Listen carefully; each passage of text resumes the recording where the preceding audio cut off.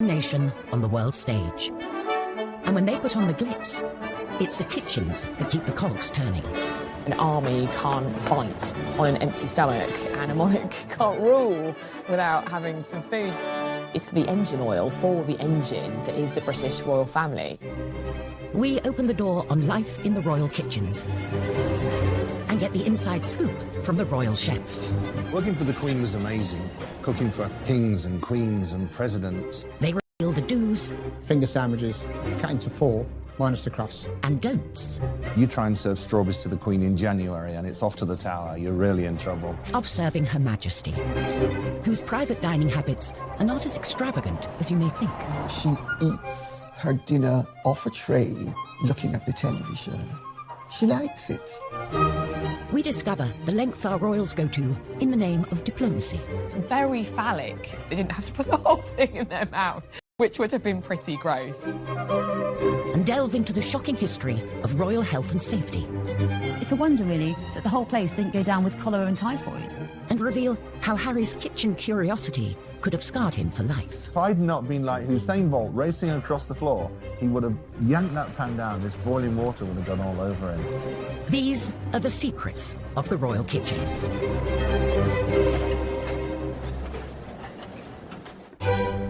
Buckingham Palace, the monarch's official HQ and hub of royal engagements. At its core is the kitchen, a well-oiled machine with the capacity to cater on a mind-boggling scale. Every year, the royal family cater for thousands and thousands of people, and just at Buckingham Palace alone, it's 50,000 people every year. They have this convening power. They bring people together. And a lot of the events at which they do that, food does play a key role. This dinner is always an opportunity for us to come together as friends. With so many mouths to feed, it's no surprise that the royal shopping bill is eye-watering. In 2018, the royal family spent £1.6 million on food. That food will be food for garden parties, will be food for guests who are visiting that the Queen is entertaining. It'll be for the tea that she gives the Prime Minister at their weekly audience. It's a huge amount of money, and, you know, most people's weekly shop is, you know, £50, £100 down the supermarket. It is an extraordinarily little sum for the premier monarchy in the world. And for us to have spent so little money on food shows how completely efficient and streamlined Buckingham Palace and Windsor Castle have become. It's the highlight of any state visit, of a visiting head of state to the UK. It's kind of the centrepiece, really. It's a very lavish affair, and preparations will start months before. A glittering state banquet, an occasion fit for the head of state of one of our closest allies. The Queen, of course, as head of state, has a hugely important role in a state visit and a state banquet. Unlike in the United States, the British head of state is not limited to 2 terms of 4 years. And the banquet it's an incredibly sort of personal aspect of the visit to her. I certainly know that the Queen has personal involvement in the menu. She consulted and collaborates with her chefs. One of those chefs was Darren McCready, who worked in the royal kitchens for 11 years. Working for the Queen was amazing. Cooking for kings and queens and presidents. When the Queen was holding a state banquet, it was his job to create a menu for the VIP guests. The first thing they take into account is, are there any allergies? Do they not eat shellfish? Does the president not eat broccoli? It's to show the best of British, locally sourced, something that's quite fresh and quite light. They'd only use seasonal fruits in the summer, only use asparagus the right time of the year. Nothing really was imported. And if possible, something off the estate, maybe some salmon from Balmoral or some venison from Sandringham. That attention to detail is selling brand Britain. So both the way it's prepared and what it is speaks volumes. The 4 courses for the state banquet. There's the starter, which is always fish, the main course, which is always meat, and dessert is a fruit course, and then coffee and petit fours. Darren and his team had their work cut out, making over 600 plates of food for 170 guests. You started at 6 in the morning, and it was usually 11 o'clock at night by the time you finished. But efforts did not go unnoticed. The reward for all those long hours were 2 miniatures of gin, so you could have a gin and tonic. And that was a thank you from the Queen. When are we supposed to drink a gin and tonic? Not while you were cooking.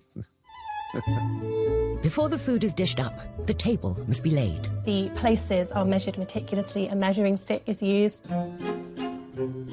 There's 18 inches of space between the centre of one plate and the centre of another. You don't have much space, so you can understand why they try to consolidate each setting. You've got the forks on the left, the knives on the right. The exception to that knife on the right rule is the little bread knife. In restaurants, you're probably used to seeing it actually on the plate, but for state banquets, they've decided to set it above the bread plate like so. There's even a secret system to prevent the Queen's food being tampered with. After everything is plated up, a page chooses at random one of the plates to be served to Her Majesty, so that if anyone guest food is served, there are strict rules about how it's eaten. You do not sit down until the Queen sits down. When she starts eating, then you start eating. And traditionally, you would have to finish eating by the time the Queen would finish eating. So in years gone past, you know, courtiers would be kind of desperately trying to eat their food quite quickly. Queen Victoria was a famous gobbler, so people would often not be finished by the time she was finished, so they had to gobble their food as well. In Western culture, a lot of our dining etiquette is put in place to minimise the awareness that we are eating. It's small mouthfuls, a straight back, hands in the lap when we're not eating. And so with the royal family, they follow these rules in order to focus on building the rapport with the visiting dignitary that's sitting next to them. And for the diners, there are unspoken rules about who you talk to and when. If the Queen is talking to the guest on her right, which will be the visiting head of state, then the other female guests will talk to the person on their right. And then when the Queen switches, then the ladies switch and talk to the person on their left. And certain topics of conversation are firmly off the table. Politics is a good thing to avoid. Money is another good thing to avoid. And sex is another good thing to avoid. But just because you can't talk about sex doesn't mean you can't flirt. And to wash all that splendid food down, there's an array of drinks to hand. But they also come with a set of rules. The glasses that is closest to you is the glass that is used first. A champagne flute for the toasts.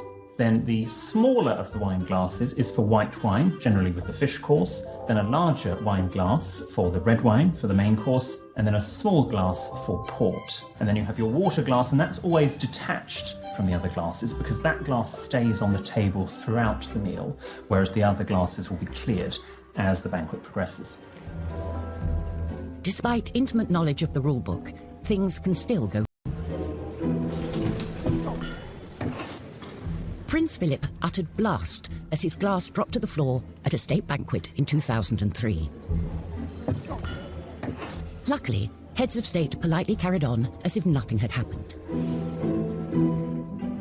Coming up, we reveal the shocking past of Buckingham Palace's kitchens. It's a wonder, really, that the whole place didn't go down with cholera and typhoid. And uncover how a palace disaster could have scarred Harry for life. Not been like Usain Bolt racing across the floor, he would have yanked that pan down, this boiling water would have gone all over him.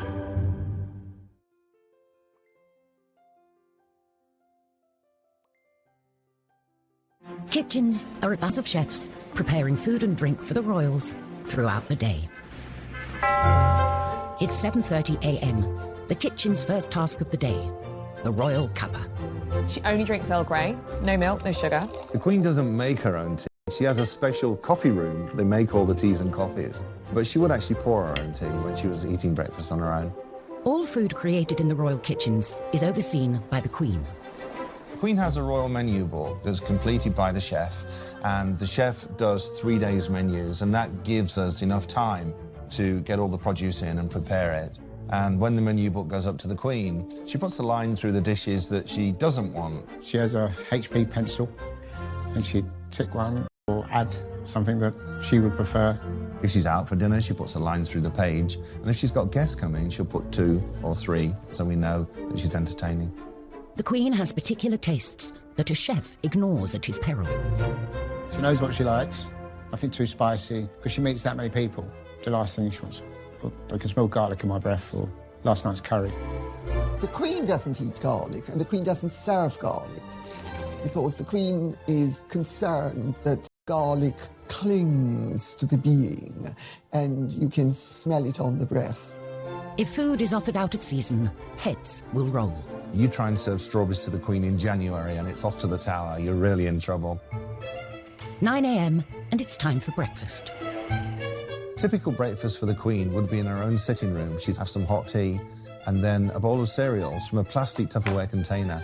It might have been served on a silver tray in, lovely porcelain, but it was still kept in Tupperware containers, just like in anyone else's kitchen back at home. Prince Charles has a very particular breakfast routine as well. Whenever the Prince of Wales came to stay with the Queen, he always arrived with a hamper of his own produce. And in the kitchen, we'd have jars of bottled plums from the Highgrove garden. The instructions were to put 2 plums and a little juice into the bowl and send it in to him for breakfast. I'd send in 2 plums and he would make 1, so they'd come back out after breakfast and I'd put the other plum back into the jar and save it. So one morning I thought, OK, he only eats 1 for breakfast, so I just put 1 plum in the jar and sent it out into the dining room. And the footman came through and said, His Royal Highness said, can he have 2, please? So I had to keep sending 2 in every morning. This wholesome breakfast is a far cry from Queen Victoria's morning spread. It was famously elaborate. It included things like lamb chops, fowl, tongue, eggs, bacon, potatoes. She just went for it, and it's no surprise that she... The current Queen is more likely to enjoy rich pickings at lunchtime, especially at Balmoral. Balmoral affords recreation as well as relaxation. Hunting, shooting and fishing. There's trout in the streams nearby and salmon at the right time of the year. And when they get a good catch, the kitchens spring into action, cooking a lunchtime dish of grilled fillet of salmon with a watercress sauce, one of the Queen's favourites. And royal chef Des Sweeney was the man to do it. The salmon would have been caught in the River Dee behind Balmoral. Des worked as the Queen's chef for 3 years. This is a smallish salmon. It's about £5 in weight. It's a bit of a go-to safe dish, one that the family enjoy, one that she likes to present to guests. The Queen's guests would fish for salmon. Staff were allowed to fish.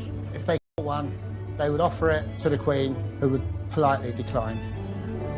So I've got a fillet off. These are pin bones. They're very, very small.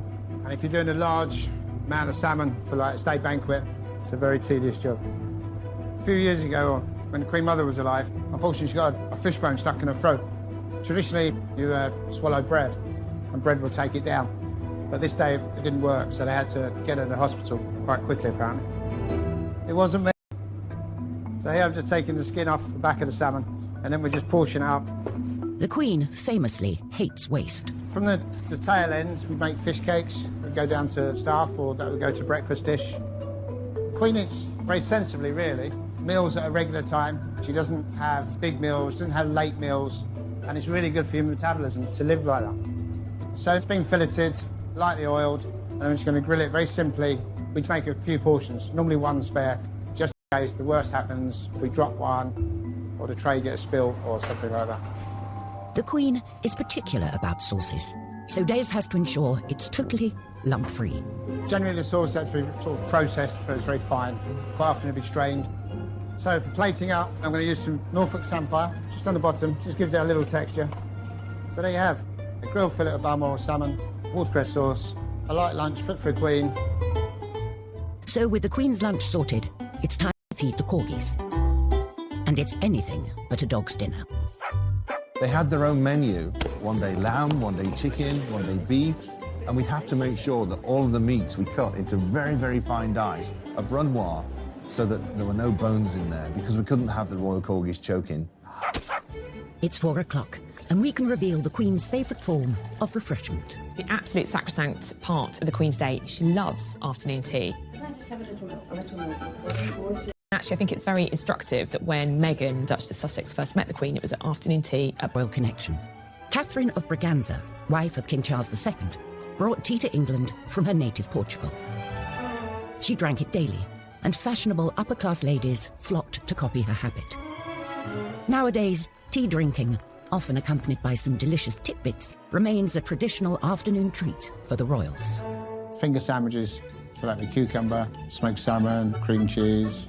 9 to 4, minus the crust. And then you turn them on the edge and you cut the edge off. So they look like little 50p pieces. And that was how they're presented.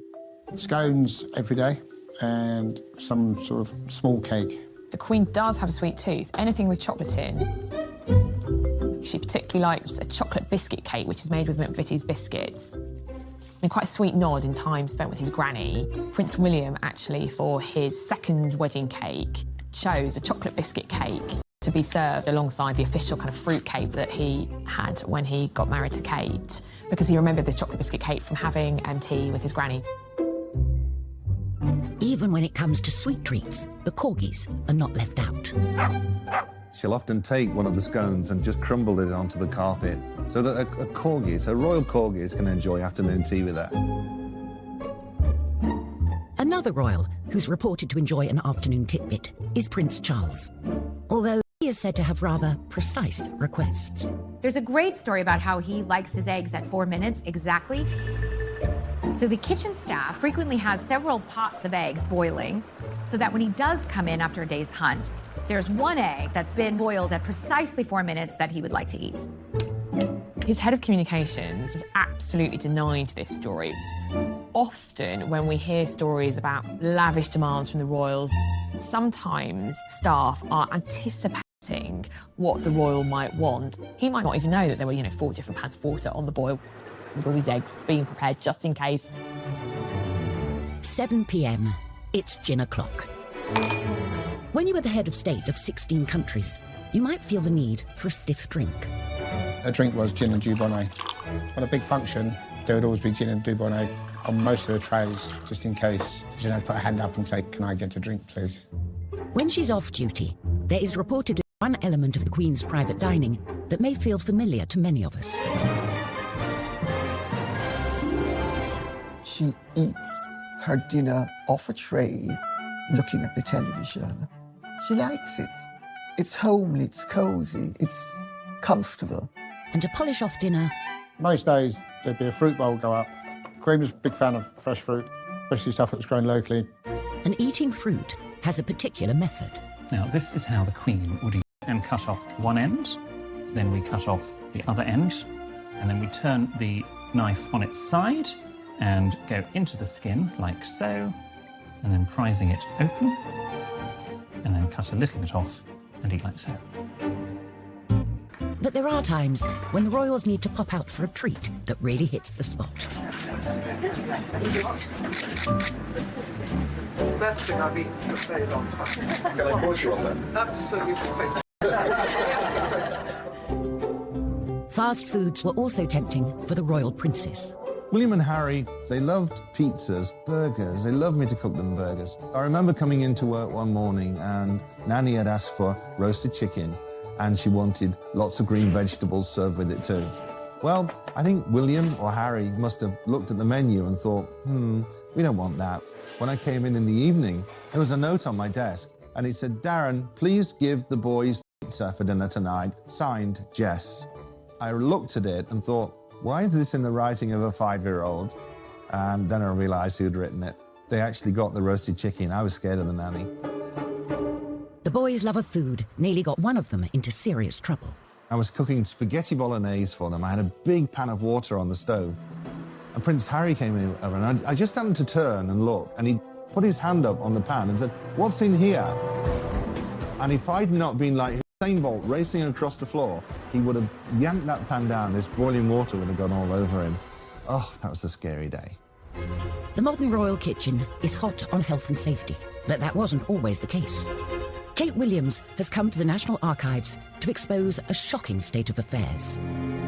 When Victoria turned 18, she became queen and moved from Kensington Palace to Buckingham Palace. But Buckingham Palace had been neglected for 7 years, and almost immediately after the Queen moved in, there started to be complaints about the unholy stink. An investigative scientist was put on the case. What I've got here is this amazing report that was made by Dr. Leon Playfair in 1845. He says that What he's been asked to do is look into the evil complained of and ascertaining the causes which vitiate the air in that building. As he says here, the smells in the palace are so powerful as to produce nausea and feelings of sickness. And I think there had been some perception that perhaps it was the fires or the gas lights that had caused this horrible atmosphere. No, he said, the main evil is the kitchen. He says, I'm reminding you that one of the largest sewers in the world runs, unfortunately, through the precincts of the palace. Actually, it ran under the kitchens, and if this wasn't bad enough, there are a lot of unsanitary practices in the kitchens, including piling up the rubbish in the dustbins, which were, he says, filled with garbage of a very bad description. And next to them were urinals for the use of the male servants without a flow of water. You can't flush them. And actually, he's really quite rude about the palace. He says, I could not have believed it credible that such an extraordinary instance of scientific ignorance existed in any building in the present day. He cannot believe it. So you've got a potent combination here of rubbish, of unsanitary practices, and of disgusting sewage. They are all eating food in these incredibly unsanitary conditions. It's a wonder, really, that the whole place didn't go down with cholera and typhoid. Coming up, a right royal mix-up in the kitchen. I said, the gardener wants to speak to you. And he went back upstairs, and I walked with him, and he said, oh, good morning, Royal Highness. And I thought, it's not the gardener. And Kate and William are faced with a rather phallic diplomatic dilemma. Try a bit, think of England, carry on. They didn't have to put the whole thing in their mouth, which would have been pretty gross.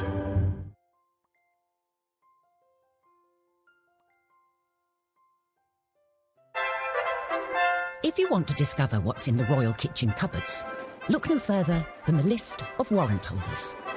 Royal warrants are essentially a mark of recognition to businesses that have supplied goods or services to either the Queen, the Duke of Edinburgh or the Prince of Wales.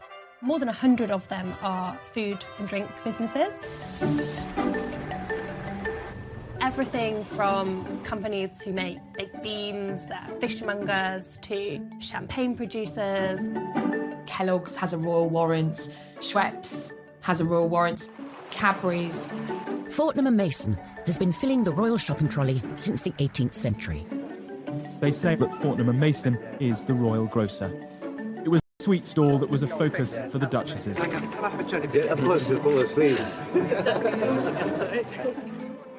It's not to be confused with freebies. The royal warrant recipients are not necessarily providing free swag to the royal family. They're just preferred suppliers. And brands need to have supplied a royal household for 5 years. Then they can upgrade their packaging. When a business is granted a royal warrant, that allows them the opportunity to display a royal coat of arms on their packaging. Obviously, that's a huge accolade. But like all of us, royal tastes can change. Sometimes royal warrants can be revoked just because the royals have decided that they've gone off something. So Carr's Water Biscuits, which used to supply cheese biscuits to the royal family, they reapplied for their warrant and it wasn't granted. Balmoral is a company that has been supplying the monarchy for generations. A whiskey distillery, first granted a warrant by Prince Albert in 1848. On a recent visit, Prince Charles got stuck in, checking the goods were still worthy of this honour. We just got food, and then we were getting up some pears, particularly tin pears. With a nod of approval given, it's back to Balmoral, where the kitchens are gearing up for a visit. Chef Darren McGrady accompanied the royals on several trips, and it's safe to say they don't pack lightly. All the equipment would go from Buckingham Palace. Knives, spoons, ladles, pots, pans, dishes, everything would go up to Balmoral Castle. It took lots and lots of planning. You had to make sure that all the food was ordered to go into Balmoral Castle, where we were going for 4, 6, 8 weeks. And although the kitchen staff and equipment are the same, the royals like to muck in. Prince Philip loves to cook 3, 4, 5 nights a week. They would actually go off and barbecue in the hills. That's when the royal family liked to sort of relax and let their hair down. Once the trappings and routine of royalty are quietly laid aside, the few precious unwinding weeks at Balmoral are a time, too, for a gathering of strength for the year ahead. The job of being royal is strenuous. Prince Philip was very interested in food, and he'd come down and help choose the ingredients for the barbecue, and the Queen used to put the salad together. Food is still chopped up in the kitchens, so all they have to do is mix it up. For us, it was good. It was more like a night off. Still served on nice china, it's still served on nice silver, but they serve it themselves. And then afterwards, the Queen would actually rinse and scrape the dishes. I mean, imagine that. However, some felt it wasn't fitting for the Queen to be getting her hands dirty. Once when Mrs. Thatcher was up at Balmoral, she noticed that the Queen was doing the washing up without gloves. So Mrs. Thatcher went and bought her some rubber gloves and sent them to her, which was rather sweet. The sort of present that she would love. It wasn't just gifts that arrived unexpectedly. I was in the kitchen, I was on my own in there. And this old man walked in. And he was wearing tatty old clothes, and he'd got this cardigan on with the arms all worn out. And he said, "Where's the chef?" And I said, "I'll just get him for you, sir." And I went down and found the head chef, and I said, "The gardener wants to speak to you." And he went back upstairs, and I walked with him. And he said, "Oh, good morning, Royal Highness." And I thought, it's not the gardener, it's Prince Philip. The kitchens also play a key part in royal travel. The royals all over the world. The Royal Yacht Britannia arrives at Monrovia in the African Republic of Liberia with Queen Elizabeth, who is winding up her tour of African nations. On board, the Queen hosted politicians and dignitaries. And for the chefs, logistics were at the top of the menu. The food had to be sent down to Portsmouth, where it could be loaded onto Britannia and put in the freezers. And by the time we flew out with all the fresh produce, we were there, we were planned, and we were ready to cook. But cooking on a ship has its own challenges. You're in a confined space, the kitchen's not very big, you don't know where anything is. There was a lot of people, a lot of dignitaries, a lot of VIPs, a lot of security.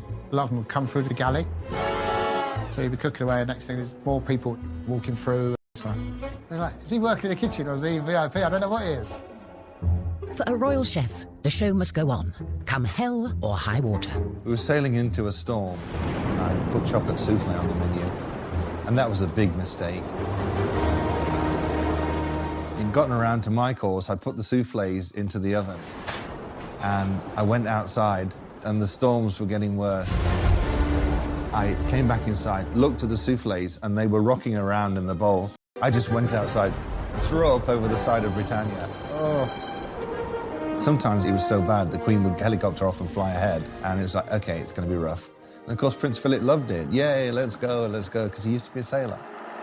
On tour, digestive disasters for the royals are to be avoided at all costs. When a royal goes on tour, huge consideration is given to what they eat. Just a little bit.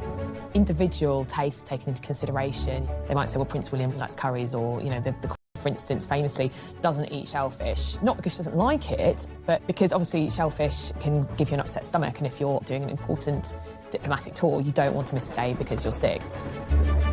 She takes her bottled Malvern water, and that's all she drinks. Sometimes food and drink can prove to be a diplomatic challenge. Now a coconut shell is handed to the Queen for the ceremonial drinking of the cava. She often has to eat things that she might not privately wish to eat. Here, the mixing and drinking of the cava is of the greatest importance. But she does it because she's very dutiful and she doesn't want to offend her hosts. To the Western palate, the taste is, well, unusual. When our younger royals have been faced with unfamiliar delicacies, they don't always maintain their composure, as Emily Andrews witnessed. When I was on tour with William and Kate in 2016 in Canada, we were at this lovely kind of presentation of seasonal Canadian produce. Sun was shining, Kate was looking gorgeous. I was like, oh, this is lovely. Phallic looking, kind of long tube and kind of a bulbous part at the end. It's a delicacy and you eat it. And so Kate and William were kind of going around the stalls and we were all as pressed, kind of waiting for them to present it, this geoduck clam, and what would they do? And bless them, they both tried it. They managed to stifle any kind of giggles. There was a slight giggle from Kate. So the etiquette there would just be to pick up the food item, have a little nibble, make some polite remark, and then place it down. Try a bit, think of England, carry on. I think they had a chopped up bit. They didn't have to put the whole thing in their mouth, which would have been pretty gross. Coming up, when Meghan came under fire for promoting her favourite fruit. They are involved in the exploitation of workers abroad, and how dare she promote the consumption of avocados. And a greedy king's artery-clogging meat feast. It looks like what might happen to us post a nuclear Armageddon. You're not going to make me try and eat this, are you? Definitely are. So gross. State. Charles really was a bit of a groundbreaker because he was championing organic food and sustainability before it was particularly fashionable. Years later, and the brand has gone mainstream. I think back 19 years ago, when we launched the first oat biscuit, and there were huge headlines saying a shop soiled royal. So in an even more soiled capacity, I'm here today, just to say nothing could give me greater pleasure than to unveil this. Sales of Dutch Originals at Waitrose have now exceeded £1 billion and also raised £27 million for his charitable foundation. So he's clearly very pleased about that. A newer member of the royal family has also used food to champion a good cause, in kitchens far removed from royal palaces. Before Meghan even joined the royal family, she was making private visits to the women of the Hub community kitchen, where women had gathered to cook for the community. This is the one project Meghan has made her own. The community kitchen in the shadow of Grenfell Tower the Duchess of Sussex has been coming to for many months. And she said how she instantly felt very at home and very welcomed by that community. And a big part of that was this sort of common love of food. Loves with us, and then she knows about our family, we know about her, so it's nice. And she came up with the idea of making a cookbook. So using all the ladies' recipes, Andy, her recipes, to raise money for this community kitchen. With the attention that someone of her celebrity can bring to this cause, the book has been flying off the shelves. The money that it raised was ploughed back into the community kitchen. It was completely renovated. And I remember at the launch, Meghan said that she felt that she'd almost come home meeting these ladies because it was a kind of such a melting pot of different nationalities and identities, and how food bound them all. Before she met Harry, Meghan wrote publicly about her love of creating in the kitchen. We know the most about her in terms of food in comparison to anyone else because, of course, she had a blog called The Tig where she wrote about her love of food and she shared recipes and she spoke about the meals that had influenced her and what her view on food was. She likes to eat clean and green. There's reports of her wanting to eat vegan during the week, so very much kind of plant-based food, and she certainly doesn't, I don't think, eats a huge amount of red meat. The modern royals seem to be much more interested in food, healthy eating, and I think that's exciting. For royals of the past, healthy eating wasn't a priority. Henry VIII lived a life of gluttony and excess, and championed grotesque and meaty concoctions in the kitchen. Cockentrice was one of his favourites. Historian Kate Williams is going to meet Andrew Clark, a chef who still uses an open fire and has been preparing this calorific creation. Oh my goodness. I've read so much about the cockentrice and I've never actually seen one, and there it is. Half pig and half chicken. It looks like the most terrifying mutant thing I can possibly imagine, kind of what might happen to us post a nuclear Armageddon. You're not going to make me try and eat this, are you? Definitely are. I've really got to live like Henry VIII. Okay. The trotters and then the chicken legs. It's so gross. The cockentrice was created by taking half a pig and half a chicken and stitching them together. There's no nice way of stitching this, really. It's all quite Frankenstein. Henry VIII's kitchens were the largest in Tudor England, making over 800 meals per day. Pretty freaky, huh? The cockentrice was roasted on an open fire and served up by the king to his waiting VIPs. If you're Henry VIII's chef, you're just giving him a big signifier of his power here. You're really showing off his brilliance because only he can afford the best people who can make this incredible, creative, time-consuming dish. Henry basically spends the equivalent of £5 million on a massive showing off. How can we think of the craziest thing to do? I know, let's stuff a pig with a chicken. You know, how fun is that? Would you like to try some? I'm kind of terrified. And also, I'm quite excited because it does smell good. Well, let's give it a go. Let's see what it's like. Give it a go. Oh my gosh. Thank you. So I used to be a vegetarian. It's a good thing I'm no longer. Otherwise, I might be quite traumatised. Okay. That is beautiful. If I was at Hampton Court eating this rather marvellous meat, I think I'd be pretty impressed. Well, I think we should drink to the cock and trees. Cheers. Cheers. The humble chicken has taken centre stage for our modern royals too. Famously, Meghan and Harry got engaged as they were trying to cook a roast chicken. Just a standard, typical night for us. Cozy night. It was what we're doing, just roasting chicken and Roasting having a chicken, trying to roast a chicken. trying to roast a chicken. I think Harry said trying to cook a roast chicken. I mean, we know that Meghan is a very accomplished cook. Very romantic. He got on me. Saying a roast dinner, but that's great. That's, shows that they're normal. It's something that we can all imagine doing. It's not something that we think, oh, well, that's because they were royal, they were doing that. And any meal they eat can make the news. But it's not always a welcome headline, as a friend of Meghan's discovered on a visit to Kensington Palace.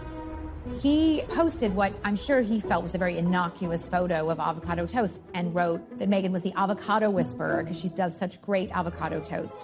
One newspaper absolutely went after Meghan for eating avocados, saying that they are involved in the exploitation of workers abroad and how it's a controversial thing to eat and how dare she promote the consumption of avocados. An unconventional life in the limelight hasn't stopped the brothers from having an ordinary approach to food. We're living together as brothers, and it's fantastic. It really is. He does most of the cooking. I just laze around watching TV. If you think about William when he was at university, he did have that regular university experience.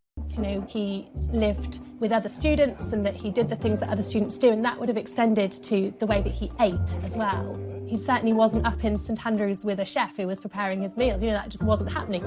And same way with Harry when he was in the military. He didn't go with his own chef. It was very much a case that he fitted in and did what everyone else did. So they do have that pretty ordinary relationship with food. They bring it up to modern day, aren't they? It's the new kids on the block. Harry and William don't want to live like grandma. When William and Kate had apartment 1A at Kensington Palace renovated, they famously had 2 kitchens put in. One kitchen for them to use personally, and also a professional kitchen for hosting events at Kensington Palace. Kate in the papers was dubbed 2 kitchens. When faced with a baking challenge, Kate can definitely rise to the occasion. William, however, could do with a little practice.